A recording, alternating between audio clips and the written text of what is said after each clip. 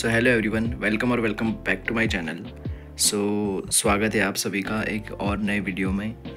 आज हम बात करने वाले हैं सीए फाउंडेशन के स्ट्रेटजी के बारे में। अभी आपके पास लगभग 45 डेज़ ही बाकी है। उसी के बारे में हम बात करेंगे। पहले से आपके पास टाइम कम है, बिना किसी देर के हम सीधा वीडियो की तरफ बढ़ जाते हैं।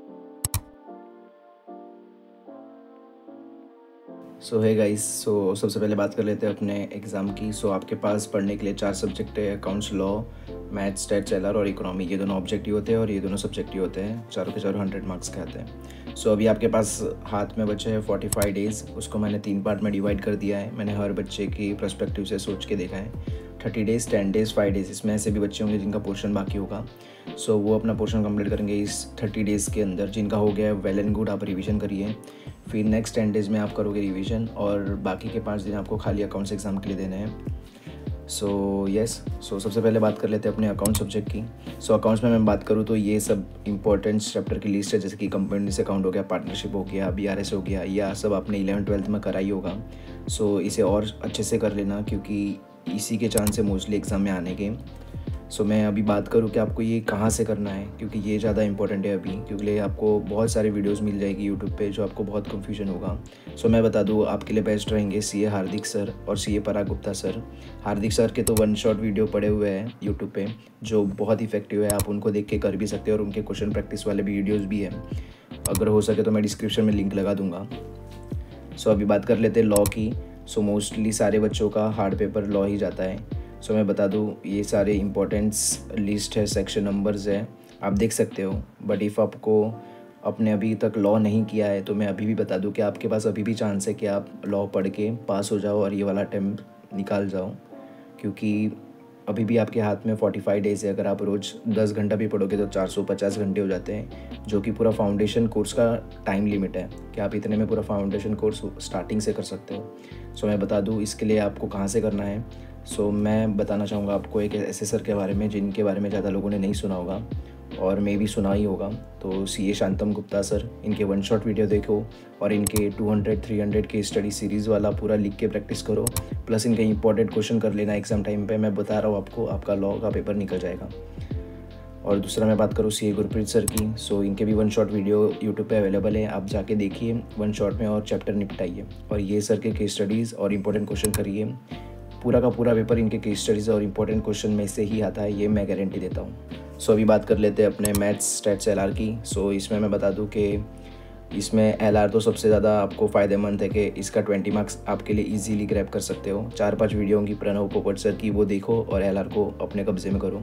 बाकी बता दूँ मैथ्स और स्टैट्स ये भी बहुत इंपॉर्टेंट है। आप ये कहाँ से कर सकते हो, तो आप ये कर सकते हो प्रणव पोपट सर के यूट्यूब चैनल से, अल्टीमेट सीए यूट्यूब चैनल से। उसकी भी लिंक मैं डिस्क्रिप्शन में दे दूँगा। उनमें सारे के सारे वीडियो आपको मिल जाएंगे। प्लस इनकी जो कंपाइलर आती है, हो सके तो आप उसको बाइक परचेज़ कर लो, ऑनलाइन ही परचेज़ कर लेना ई बुक के फॉर्म में, और ट्राई करो कि इनके सारे क्वेश्चन सॉल्व करो आप।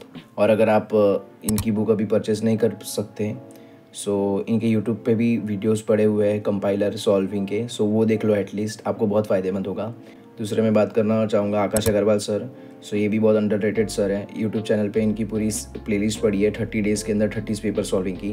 रोज़ अगर आप एक पेपर भी करते हो मैथ्स का, तो उससे भी आपका ये पेपर ईजिली निकल जाएगा, क्योंकि ऑलमोस्ट 30 वीडियोस करोगे, 30 पेपर, ऑलमोस्ट 3000 क्वेश्चंस आप कर दे रहे हो। ये स्ट्रेटेजी रहेगी मैथ्स के लिए।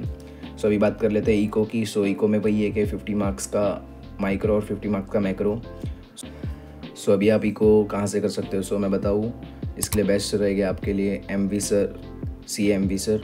आपने इनको देखा होगा, मोनीश वोरा सर। और दूसरे हार्दिक सर, इनके भी 1 शॉट है और इनके भी पूरे के पूरा सिलेबस अपने यूट्यूब पे पड़ा हुआ है। आप इनके जाके देख सकते हो 1 शॉट वीडियो, और फिर इनके ही कंपाइलर से इनके क्वेश्चन सॉल्विंग कर सकते हो। इफ़ आप इनका कंपाइलर नहीं परचेस कर पाओगे तो इनके यूट्यूब चैनल पे भी वो कंपाइलर के कुछ क्वेश्चन के सॉल्विंग वीडियोज़ बचे हैं, आप वो भी देख सकते हो। बात करें कि आपको कैसे पढ़ना है, आपको अभी दिन में 10 से 12 घंटे तो पढ़ना ही पड़ेगा। आप 3 दिन के बीच में ऐसा रखो कि आपका एक सब्जेक्ट तो कोई ना कोई वीक होगा। मोस्टली बच्चों का लॉ वीक होता है। आप रोज़ लॉ करने की ट्राई करो नेक्स्ट 45 डेज़ तक या 40 डेज़ तक, जो कि आपको बहुत बेनिफिट करेगा ये सब्जेक्ट निकालने में। और अगले 3 दिन अल्टरनेटिव सब्जेक्ट करो, जैसे कि अकाउंट्स इको, मैथ्स अकाउंट, ऐसे करके। सो येस, अगर आपने ये स्ट्रेटेजी फॉलो कर ली तो मैं गारंटी देता हूँ आप पास हो जाओगे, और डिसिप्लिन से फॉलो करो। अभी नेक्स्ट बात कर लेते हैं 10 डेज़ के प्लान की। सिंपल। आपको रिवीजन इस फॉर्म में करना है, जैसे कि फर्स्ट में से लेके थर्ड में तक आप पेपर 4 कर सकते हो, फोर्थ में से लेके 6th में तक आप पेपर 3 कर सकते हो, फिर 7th में से लेके 10th में तक आप पेपर 2 जो लॉ है उसकी रिटर्न प्रैक्टिस और उसके क्वेश्चन आंसर रिवाइज कर सकते हो। और बात करूँ फर्स्ट पेपर, 11 लेके 14 मई तक फर्स्ट पेपर। मैं आपको इंपॉर्टेंट बात बताना चाहूँगा कि आप जितना टाइम हो सके उतना अकाउंट्स पेपर को दो अकाउंट्स पेपर के पहले, क्योंकि अगर आपका फर्स्ट पेपर अच्छा जाएगा तभी जाके आपको सारे पेपर में कॉन्फिडेंस आएगा और वो अपने आप अच्छे जाएंगे। भले आपने थोड़ा कम पढ़ा हो, बट आपके अंदर इतना अच्छा कॉन्फिडेंस होगा कि आप फोड़ के आओगे एग्ज़ाम। मेरा यही एक आपको सजेशन रहेगा कि फ़र्स्ट पेपर के लिए ज़्यादा टाइम दो। इफ़ अकाउंट्स का पेपर आपका अच्छा जाता है 50-60 मार्क्स के अराउंड भी, आपके पास एक अलग कॉन्फिडेंस रहेगा। बात करूँ कुछ इंपॉर्टेंस पॉइंट की, तो मैं बताना चाहूँगा आपको, आपके पास अगर टाइम होगा तो प्लीज़ सारे सब्जेक्ट की एक बार RTP ज़रूर लगा लेना। उसमें से बहुत क्वेश्चंस आते हैं, खासकर अकाउंट्स के। RTP MTP दोनों लगा लेना। लॉ के लिए बात करूँ तो इंपॉर्टेंट पॉइंट्स है, तो इफ़ आपको कोई केस स्टडी नहीं आती है आप उसका एक फैक्ट लिख के आना, तो जिससे आपको एटलीस्ट 1 to 2 मार्क्स मिले। और इफ़ आपको कॉन्सेप्ट समझ के प्रोविज़न याद नहीं आ रहा है पर आपको कंक्लूजन पता है, आपको पता है सॉल्यूशन, तो एटलीस्ट वो लिख के आना, आपको एटलीस्ट उतना मार्क्स मिले। अकाउंट्स में भी इस तरह आप कर सकते हो। इफ़ आपको कोई आंसर या बैलेंस शीट टैली नहीं हो रही, उसका फॉर्मेट या और थोड़ी बहुत चीज़ों की पोस्टिंग सही जगह पे करना, ताकि आपको स्टेप मार्किंग एटलीस्ट मिल सके।